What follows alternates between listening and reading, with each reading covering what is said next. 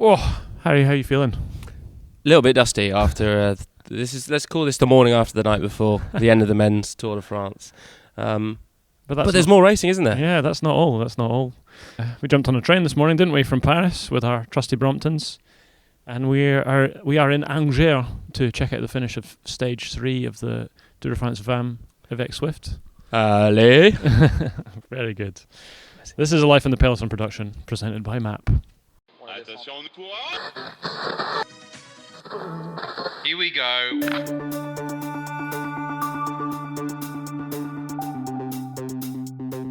Let's take advantage of this.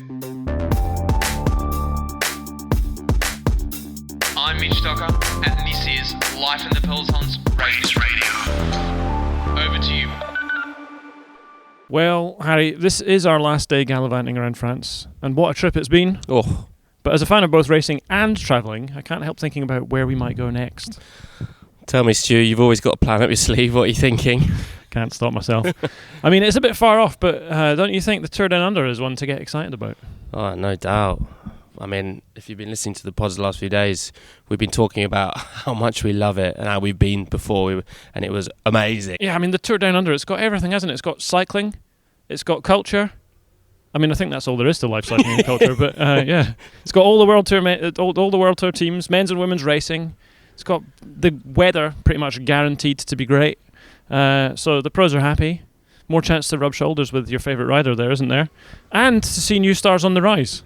Yep, and old stars on the wane, like Mitch Docker. He'll be there. Life outside the peloton. Yeah, but this is really a race where future champions are born. If you think back to a couple of years ago, you remember Isaac Del Toro? Mm-hmm. He punched clear to get that stage win. Mm-hmm. That was his first ever race as a pro. Oh. Chris Harper, he's been great there recently. And Luke Plapp, of course, friend of the pod. Mm. They kind of all cut their teeth at the Santos Tour Down Under and all won a stage of this year's Giro d'Italia. It's not just a flash in the pan there. Yeah. Plus, if you bring your own bike, the riding is great. The riding there is great, but you know what's even better is riding when you feel good. Yeah. Another sponsor of this episode is Join, who are an AI-powered cycling app who will help you to get into shape. I mean, I know I've been saying that having a goal in the diary is a good way to structure your training, but a lot of the time I don't have a specific goal. I mean, maybe you're like me and you don't know where the bike's going to take you next. I know. Me personally, I struggle without having something to train for. I go out and ride my bike, but I don't work hard if I don't have something. If I don't have like a race or event that I'm targeting. It definitely sharpens the mind having something to aim for, doesn't it? And I think that's pretty much true of everyone, really. I think so, no doubt. But I mean, what about training for health or just for fun? I mean, we've all had that amazing feeling you get when you finish a session and you get off and you're like, you're a bit tired, but you also feel amazing. And then you sleep better as well. I mean, you and I, we both have silly email jobs, don't we, Harry? We spend too much time sitting on our computers. So it's nice to stretch the legs as well as the head. I do like to switch up the screens I'm staring at from time to time, it's true. Just knowing I'm keeping fit is always a good thing, even if there's not some marquee event in my mind. Getting the blood pumping is great. Yep, you don't need a big goal to benefit from training. Join helps you stay fit, focused and consistent, even without the dirty docker to look forward to. And it keeps it interesting with challenges, variety and smart progression that's tailored to you.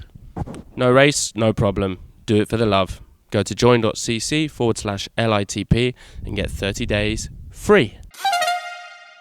So sadly, this is the only podcast we'll be doing on the women's race. We thought it would be a good idea for us to give you all a bit of an overview of what's happened so far, as well as what's to come. And to help us do that, we've coerced, is probably the right word, Harry, I would say, journalist Rachel Jary into giving us the lowdown on everything you need to know about this year's Tour de France Femmes avec Zwift. Welcome, Rachel. How are you? I'm good. Thanks for having me. Excited. Rachel, of course, last year at the final stage, you and I were stood at the top of Alpe d'Huez, which was, without question, one of the greatest finales to a Tour de France ever. It's quite a privilege to witness that, wasn't it? It was unbelievable. It was probably the greatest finish to any race I've ever seen. Goosebumps at the top of that climb for sure. Yeah, it was amazing. Let's hope that this year can be as exciting. Let's talk this year's Tour. We've had a pretty amazing first couple of stages already. Can you talk us through what happened on stage 1 and stage 2? Yes, so stage 1 was won by the absolute GOAT of women's cycling, I must say, Marianne Vos. Such an exciting finish on that final climb. Her teammate, Pauline Franprevot, who is back from, basically focusing on mountain biking, she kind of did a lead out and, well, kind of attack / lead out. I don't really know. I don't know if their plan was definitely for Vos to go for it or not, but in the end, Vos ended up catching her teammate just before the line and took an amazing stage win, was in the yellow jersey, so very cool. It's just the perfect way to start a Tour de France, I would say, with, like you say, a goat, led out by a goat. Stu is a massive Marianne Vos fan. So who isn't a Marianne Vos fan, though? No, Come on, guys. Who isn't? And what about stage 2? Stage 2 was a bit of a surprise winner, I would say. It was Mavi Garcia took the win after, I think she attacked just outside of 10k to go for Liverlula Jaco. She won at the age of 41, which is quite impressive. Yeah, I mean, I'm 41. Would you believe it? Do you reckon you could have won? Absolutely not, no. But yeah, she survived the chasing bunch. She beat Lorena Weebs, who almost looked like she might catch her, but she didn't in the end. So it's another exciting, a bit of a nail-biting finish, actually. Yeah, I thought that was a great win. I love Mavi Garcia. She's been a really classy rider for years. This felt like the win that her career has deserved. So it's just great to see. And we love it when a solo rider keeps the peloton at bay, don't we? What can we expect from the parkour for the rest of the week, Rachel? What, and also, what would be the one must-watch stage for our listeners? Oh, it's a tough question because I do think every stage is going to be really good. Like the way they've designed the route is like classic style stages kind of every day, but sort of following tradition with the Tour de France Femmes avec Zwift, they've kind of headlined the final weekend with 2 massive mountain stages. So the stages leading up to that are kind of a mix of punchy classics style stages. So I think that's the yellow jersey's most likely to kind of be decided in that final weekend. And as we were saying, after what happened on the final stage last year, if it's anything like that and the GC battle's looking close at all, then there'll be the days you want to make sure you tune in for sure. So we should talk about riders. We've got sprints today and tomorrow, most likely. Lorena Vivas has been a dominant force for a few years now, but Charlotte Kuhl did her best last year. Who are the ones to watch this year, would you say?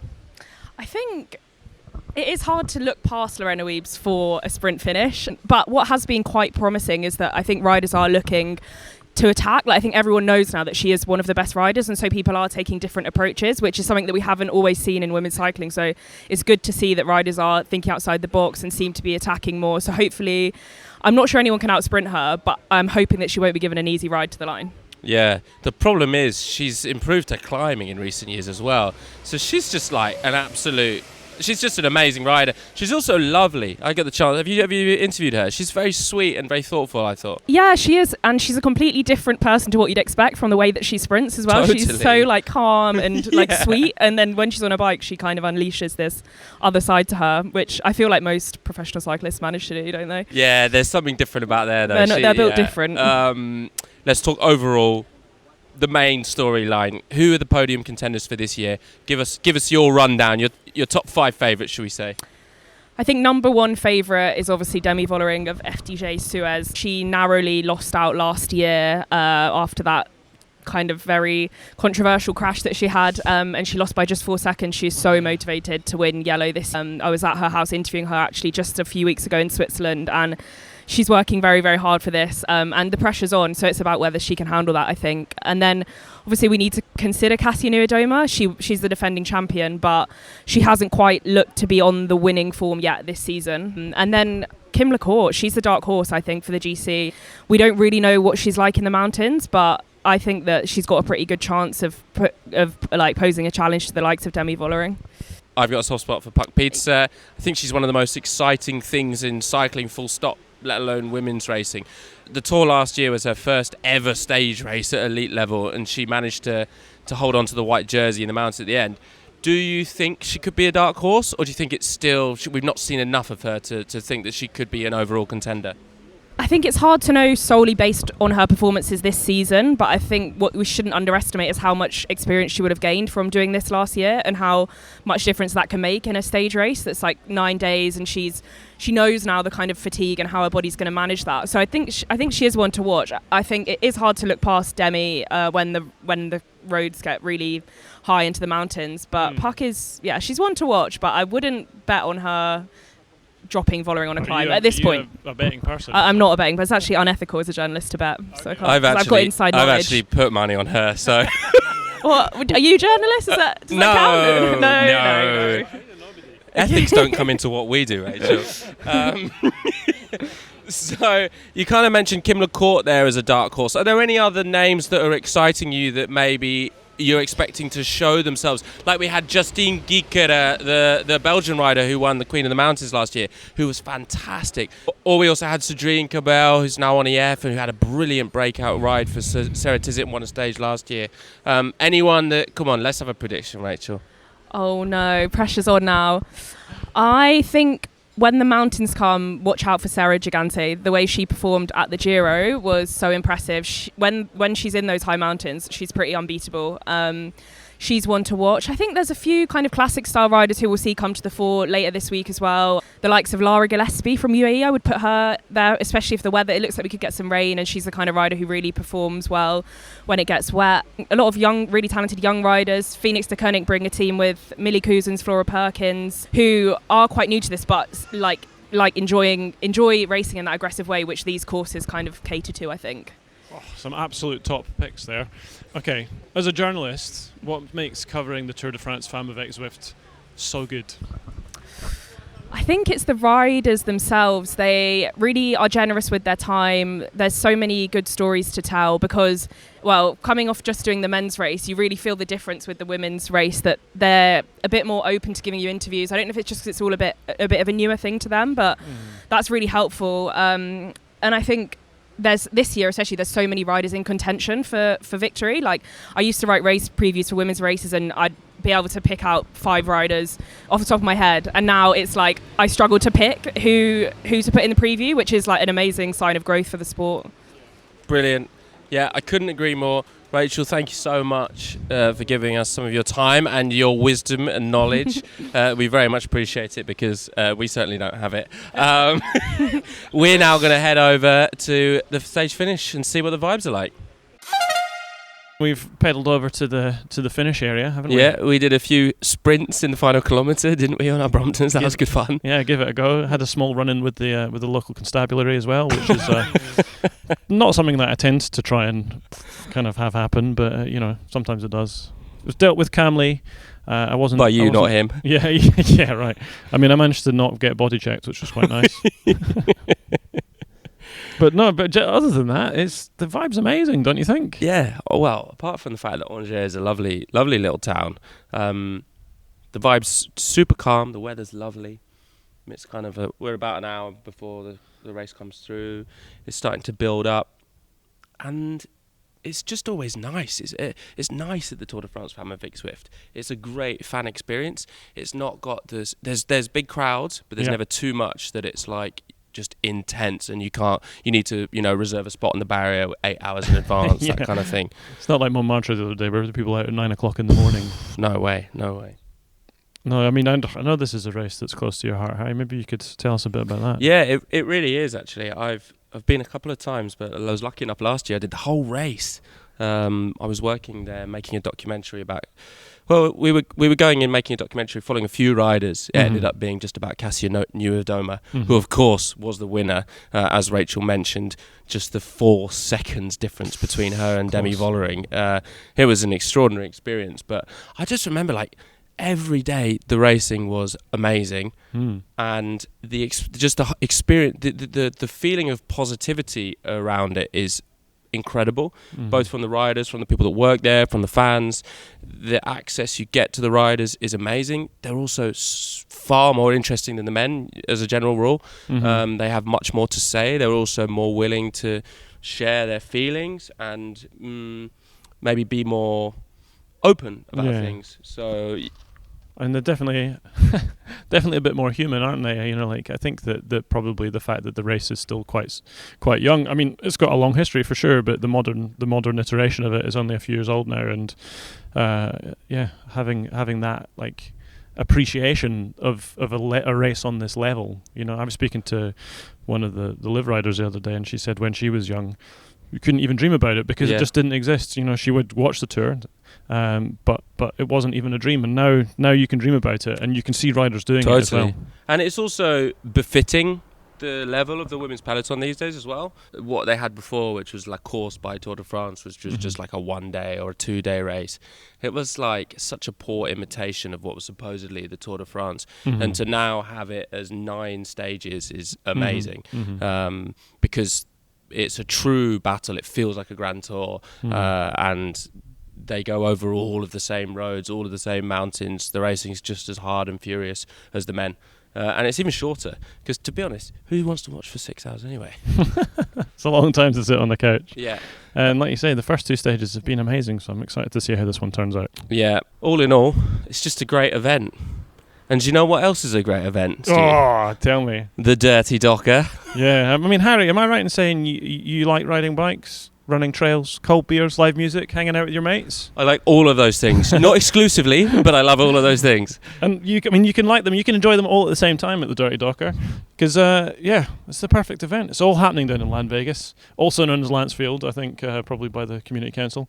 Right in the heart of the Macedon Ranges. Off-road riding, gravel, cyclocross, cross-country running, dirty legs, fire pits, beer under the stars. That sounds like a dream come true, doesn't it? It really does. And you're right. You can do all of those things at once, because one of the events is is it the Dirty Beer Mile? Oh. So you can drink beer, I'm guessing there'll be music, you can run trail and do it with your mates. I guess there's no bikes in that, but close. Yeah, and like I say, it sounds like a dream, but because it wasn't originally a dream of our fearless leader, Mitch Docker. He's plucked it out of his head and turned it into a full-blown weekend. Just a festival packed full of sport, music and good times. From gravel grinds to cross-country sprints, you'll earn your beer and then some. Sign me up, Stu. Get us there. But you better be quick, because spaces are filling up fast. And who wants to miss out on a great time? So if you go to lifeinthepeloton.com/dirty-docker, you can get your name down there and you won't miss out. So we are now in the VIP area with Kate Veronneau, who's managed to sneak us in. Thank you, Kate. I better have that kind of pull at this point. Yeah, Kate, of course, is the Director of Women's Strategy at Zwift. And actually, really, Kate, you're going to go down, not for your job title, you're going to go down in history as one of the driving forces behind this race. You were one of the main people that have made the Tour de France Femmes avec Zwift what it is. And to me, it's a race that's actually befitting the women's peloton more than it has ever been before. Every year, you just must love coming here. This must be your best week of the year.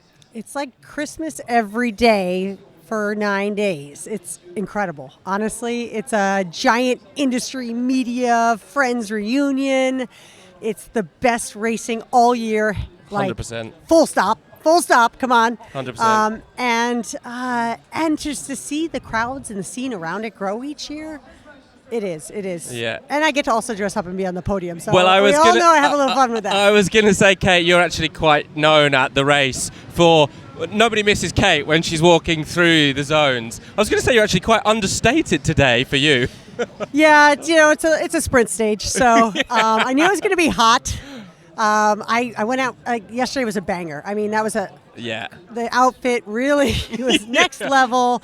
I picked a Spanish outfit, the Spanish rider won. It was so much that I was like, I got to tone it down. I can't peak too early. So today, just a little touch of pink, some big Elton John shades, so everybody knows I'm here. No, but it's really, I have a lot of fun with it because women need to take up more space in this sport. And I've been given a wonderful platform with Zwift and with this race to be loud and proud. And 100. There's no better time to do it. Totally. You have quite an interesting background in sport. You were a college basketball player. You won the Ivy League Rookie of the Year and then Captain Brown. I mean, that's also another sport that's having a real moment at the moment with stars like Caitlin Clark taking it to the next level.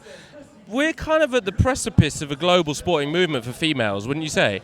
Absolutely. And honestly, I think my background in basketball and coming from another sport really allows me to not only pay attention to the momentum and the outlets that are covering women's sports and who's paying attention, but also model some things after it. Exactly. Women's basketball has done a wonderful thing at cross promotion with men's and women's, NBA, showing up to WNBA, showing up for them. I want to see more of that in this sport. We can learn a lot from other sports. Basketball styly, cycling styly. Yeah. There's so much fun we could do with our whole cap campaign, our Watch the Femme cap campaign. I mean, we do it because it's fun. It's a pop of color. It's a statement. You can do these things. They can all be combined: fashion, culture, sports, and that's something that I care a lot about. And it really allows us to reach broader audiences. Too right. You were also then a pro cyclist, right? I was. In both sports. I'd say you were a bit, unfortunately, too early to really enjoy the benefits that maybe the pros are enjoying these years in terms of financial and just the professionalism, the level of professionalism. Was that, or has that been a bit of a driving force for you in this mission to push things forward? 100%. I'm so glad I didn't get on one of the big teams, and I'd be still racing in Europe. I would have done it for like 10 years and tried, been a domestique on various teams, made no money, probably tired myself out. Instead, my career was sort of like, okay, there's just not a lot of potential here. There's just not a lot of, I can't make this a sustainable career. I got to get back to work. So I started working in the industry, and that experience that I have, the knowledge of inside the race, the friends I made in the peloton, the friends I made in the industry, all now contribute to the passion I have to make sure that the next generation has it better than I did. So Zwift's tagline for the race is watch the fam. I want to know what the thinking was behind choosing that particular line. Like, what does it represent and mean? Great question. So the first year of the race, when we signed on, 4-year title sponsorship of the Tour de France Femmes avec Zwift, it was all about, we got to make sure everybody knows this is happening. And we wanted to create something that, was accessible, something we could send out to people. We did this big cap campaign. We sent out all the caps because it was all about visibility. Visibility drives change. If we can just get the opportunity to be on that world's greatest stage, the world is going to see what can happen. But Watch the Femme became so much more than tuning in. It means showing up. And now Watch the Femme is a global movement that represents our leadership, our long-term commitment to the race and to growing and elevating the sport. But it also, we want everybody to be a part of this movement. So this year, Watch the Femme is about how we all collaborate, how women show that the industry can work differently as well. We can work together to continue this momentum. I think for me, one of the biggest things that could make a huge difference is getting more men, i.e. sports fans, men, to cross that Rubicon and watch the female sports more. Yeah. Would you agree with that? And how do we go about doing that? Absolutely. We go about doing that by just making sure they are aware, the sport speaks for itself. This is a phenomenal action with great characters, and each day has been so many great stories and breakthrough performances. So it's there. We just got to make sure that we are leveraging the same media, the same platforms. So where men's eyes are looking right now, just put this in front of them. They're going to be fans. I love it now when I show up on a ride and the guys want to talk to me about the race last weekend and they're talking about the women's race. That's what I feel that change. I see it in the conversations I'm having on a regular basis with my cycling community. I'm seeing it online. I want more of the men's peloton, more of the men's media to really promote the race, to talk about the riders, to share the space. Okay, obviously you're at the forefront of pushing things forward. What are the biggest challenges that remain? Is it sponsorship? Is it, you tell me. I think right now there's been so much fast progress with this race and this race catching fire and the huge audiences that are coming to it. We got to make sure that the development keeps pace with that. So we got to make sure that the investment goes to all levels of the sport. We got to contribute to grassroots efforts to create pathways to the pros, development teams that are popping up. We're seeing more, but we're also seeing some races canceled because of lack of sponsorship. So that's why we do things like we just produced an impact report last week about the impact of this race that we're seeing on the sport. In the 4 years that we've now been sponsoring it, we're seeing so much growth on our platform. We're seeing the return of investment on our business. We're seeing better opportunity for women pros in terms of salaries and agents. We're seeing higher budgets for the World Tour teams. We're shouting that from the rooftops because we want other brands to come in and know that this is good for the bottom line, because right now the cycling industry needs it. The cycling industry is hurting. We saw double-digit growth for new subscribers on Zwift in the past year. Wow. That's massive for women. Wow. So this is, we all need to look to this as a major growth opportunity for the industry when it needs it most. I can't wait to see it grow from strength to strength. Well, The sprint's almost coming in now, so we better go and watch. What prize or jersey are you giving today on the podium? I get to do the stage winner. So Zwift sponsors the stage winner, which is really fun. I get to give them a giant plush squirrel for Scotty the Squirrel, Zwift's mascot. It's really, I get such a kick out of it. It never gets old getting up there and seeing somebody like Marianne Vos holding a squirrel with a big smile on her face and a Zwift medal. Who would have ever thought a virtual world could make real life dreams happen? So I really do have the best job in the world, and I love it. Brilliant. Thank you so much, Kate.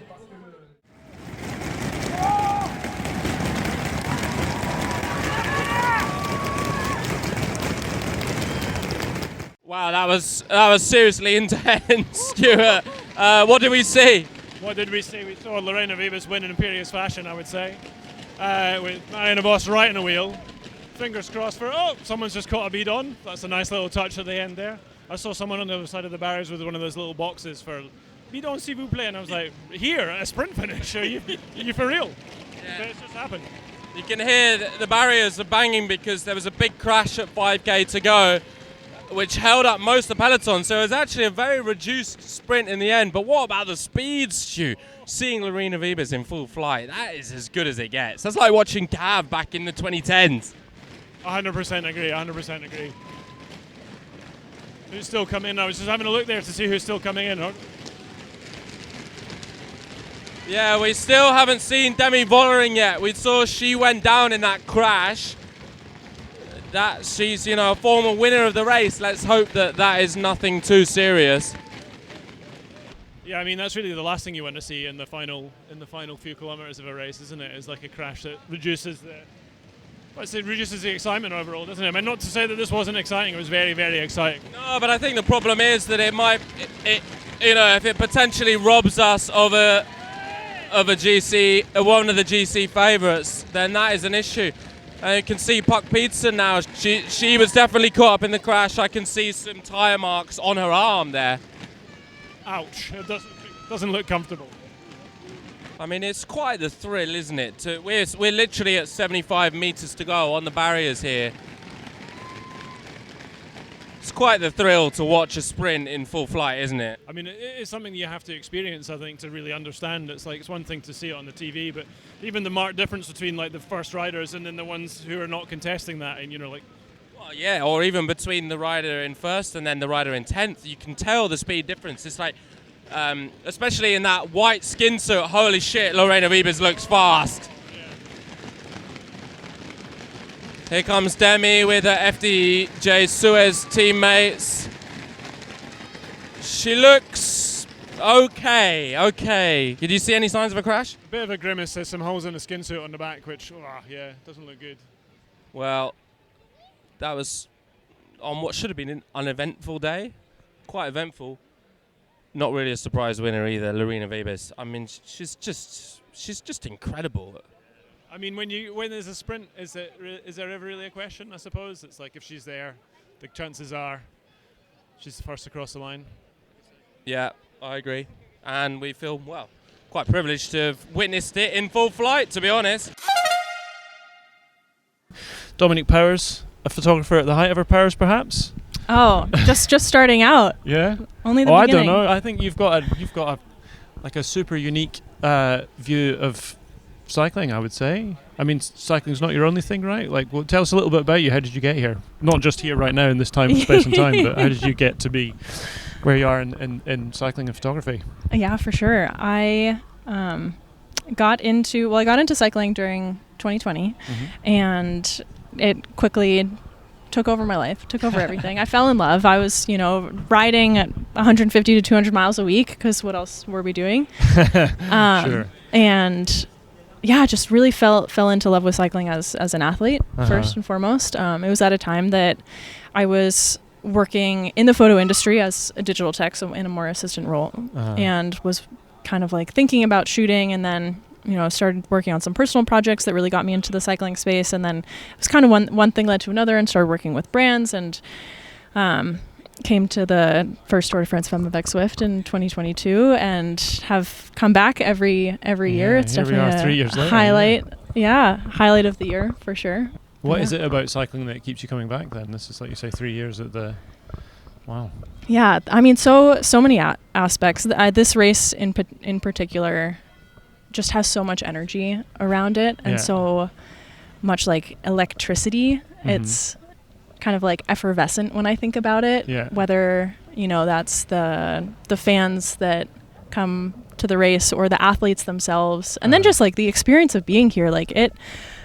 I'm definitely going to have a crash afterwards because it's so overstimulating every day with the lights and the sounds and the colors and the shapes. It's just like a feast for all of your senses. Yeah. And I guess people might also think that, I mean, you spend a bit of time in a car, right? Oh, and yeah. I think people will think that is chill. You're like, oh yeah, it's chill. But like the fast times are really fast for you, I guess. And then like even when it's not fast, it's still pretty fast. So it's like for sure. Overload. Yeah. Car times are spent. I have an assistant with me this year, Tim. I brought him out last year as well, and my partner Ken drives me. So I have a little bit of a team, which I definitely wouldn't be able to execute at the level that I aim to and accomplish all of the things that I tried to, especially this year, trying to do a like daily diaries reel every day, because I think like the behind the scenes and the story behind it is so interesting and really gets people engaged in the race in a way that like you look at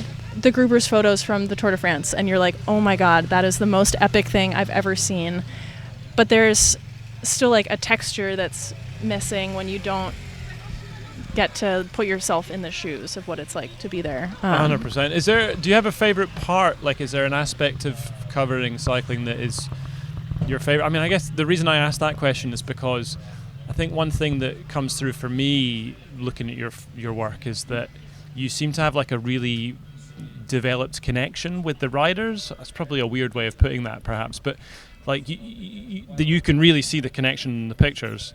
I mean, how do you do that? Be myself is a really crappy answer to that, but yeah, I mean, I'm such a people person, and that is absolutely a huge aspect of what really got me into cycling. Like the first project I did was this series called The Leaders of Gravel that was portraits of 15 women in gravel cycling. And I photographed that before I'd ever photographed a bike race. So that was, fall of 2021. 2022 comes around and I start photographing bike racing. And then all of a sudden I'm like seeing these people that I've really gotten to know and gotten to care about.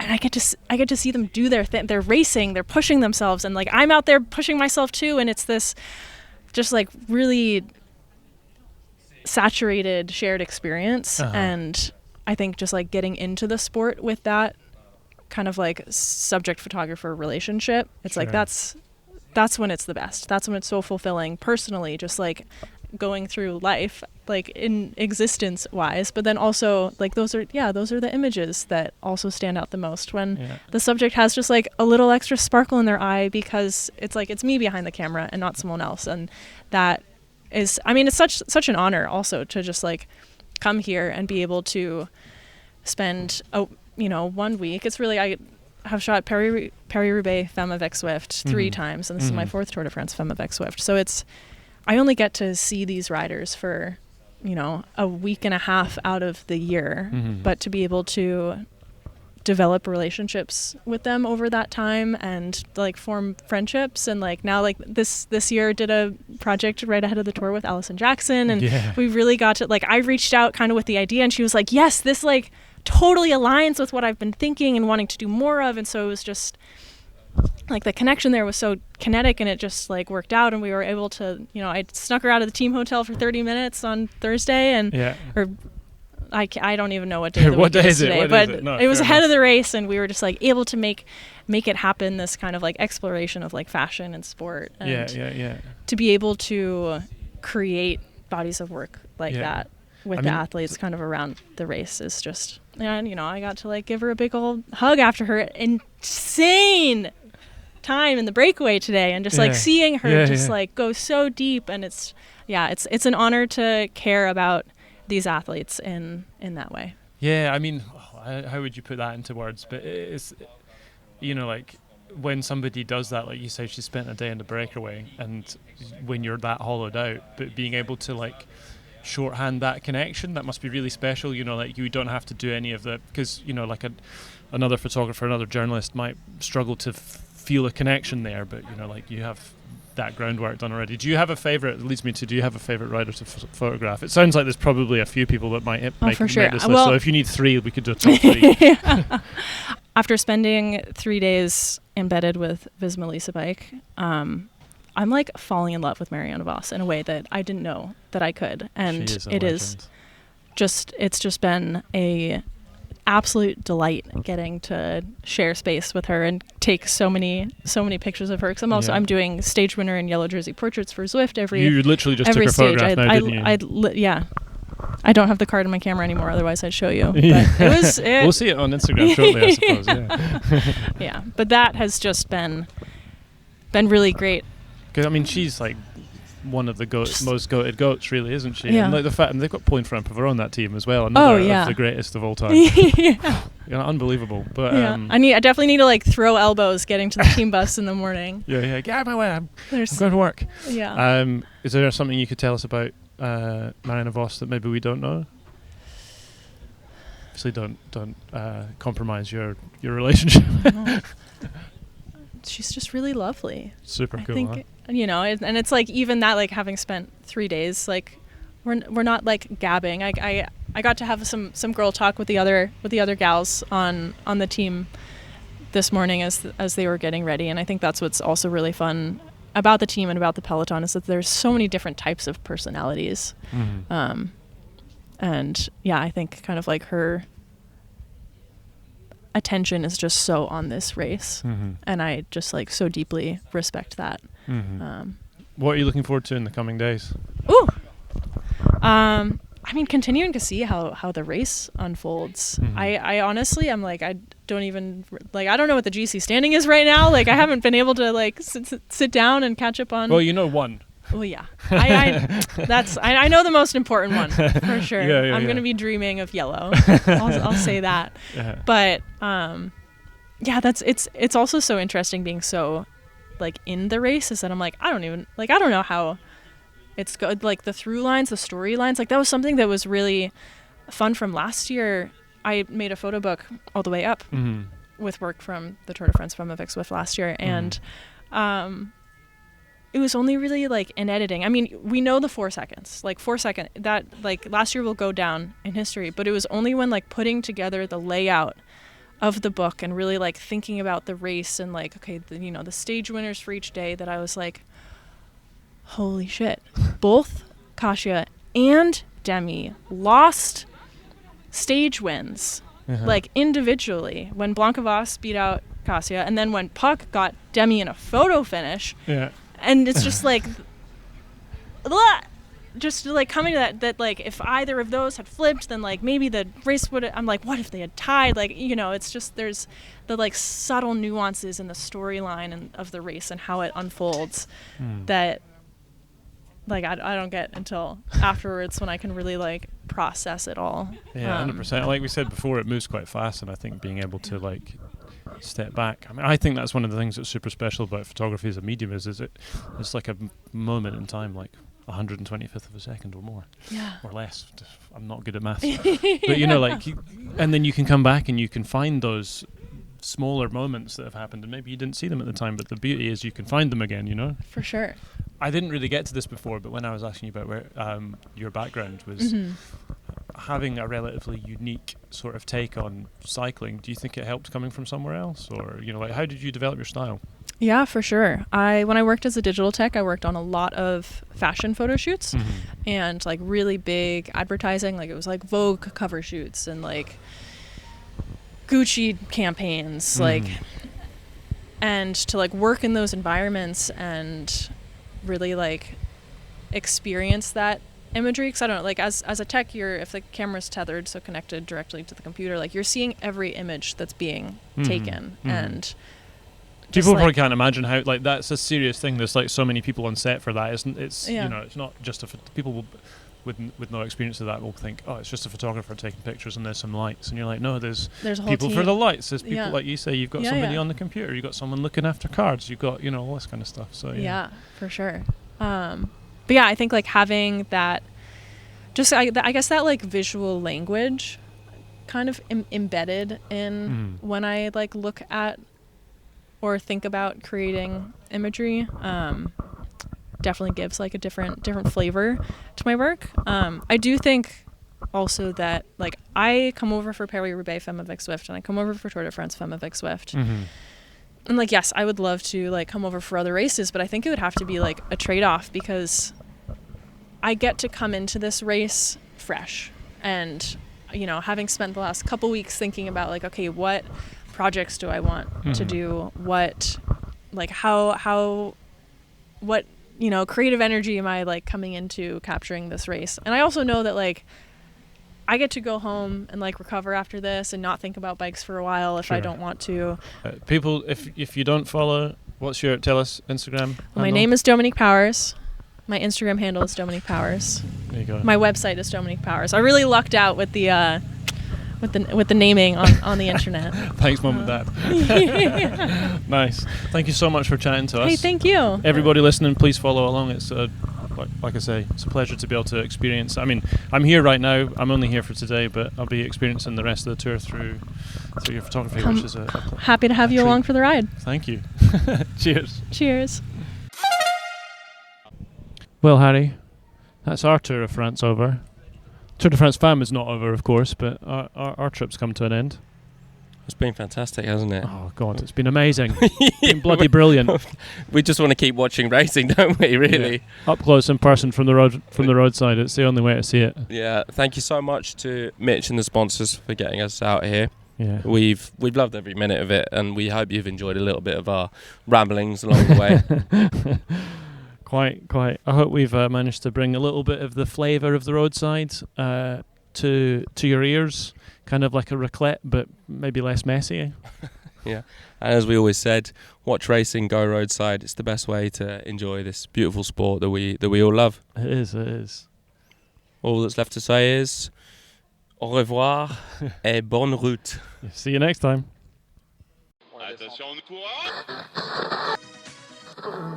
Here we go.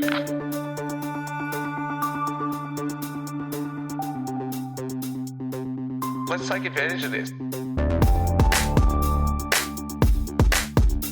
I'm Mitch Docker, and this is Life in the Pelotons Race Radio. Over to you.